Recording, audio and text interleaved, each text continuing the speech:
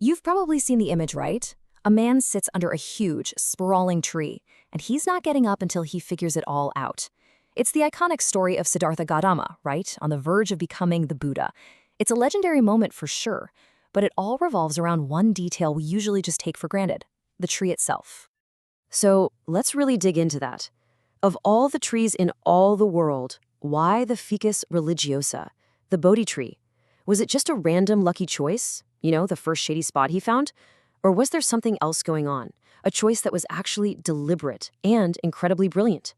That's the secret we're going to unpack.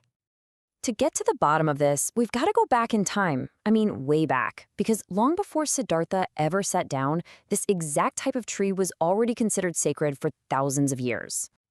And get this, we're not talking about a couple hundred years of history here.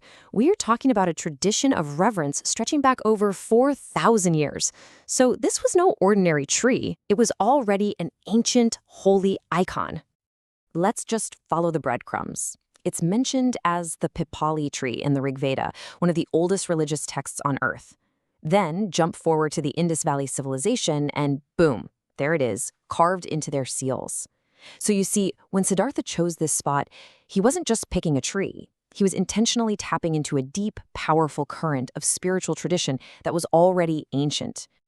And we've got the receipts to prove it. Archaeologists found these incredible little seals at Mohenjo-Daro. One shows that unmistakable heart-shaped leaf of the Bodhi tree. Another shows the whole tree sheltering an animal. This is hard evidence showing just how important this tree was, long before Buddhism even existed. But that history, that's only part one of the story. Okay, so let's switch gears from ancient history to modern science. Because it turns out the Bodhi tree has this amazing biological superpower that makes it, scientifically, the absolute perfect place to sit and think for a really long time. And the secret sauce is something called Crassulacean Acid Metabolism. Yeah, I know, it's a mouthful. Let's just call it CAM photosynthesis. It's a really clever trick that some plants have learned to survive, and it totally changes the air around them. So here's how it works. Most plants breathe in carbon dioxide during the day. The Bodhi tree flips the script. It does its breathing at night, opening its pores to suck in all the CO2 it can and storing it as an acid. Then, when the hot sun comes up, it clamps its pores shut so it doesn't lose any water and uses all that stored up acid to get through the day. It basically holds its breath all day long. So let's put that side by side. A normal tree, at night, is actually releasing CO2, kind of like we do when we exhale.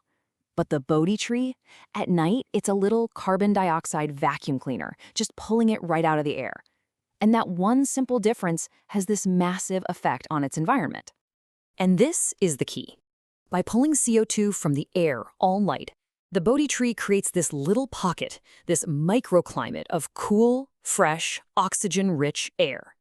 Now, if you're planning an all-night meditation session to try and, achieve enlightenment, that's not just a nice little bonus. That is the perfect, life-sustaining environment, literally engineered for deep, focused concentration.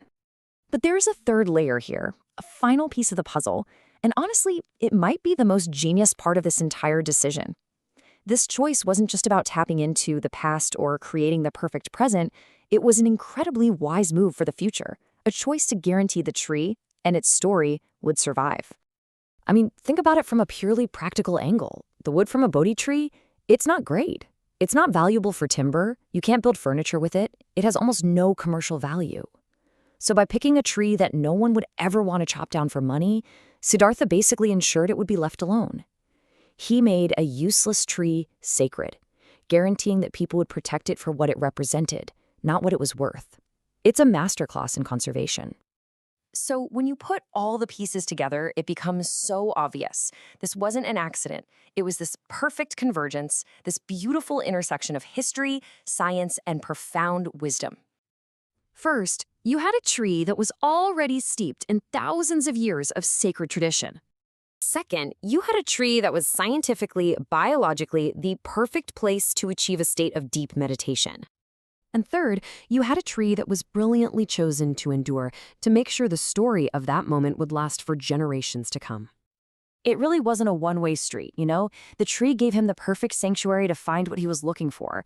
And in return, the Buddha gave the tree a story, a purpose, that would protect it for all time. It's this incredible moment of mutual respect between a man and the natural world. And that really makes you wonder, doesn't it? What other pieces of ancient wisdom are out there, rooted in real science that we're only just now starting to understand? What other amazing secrets are hiding in plain sight?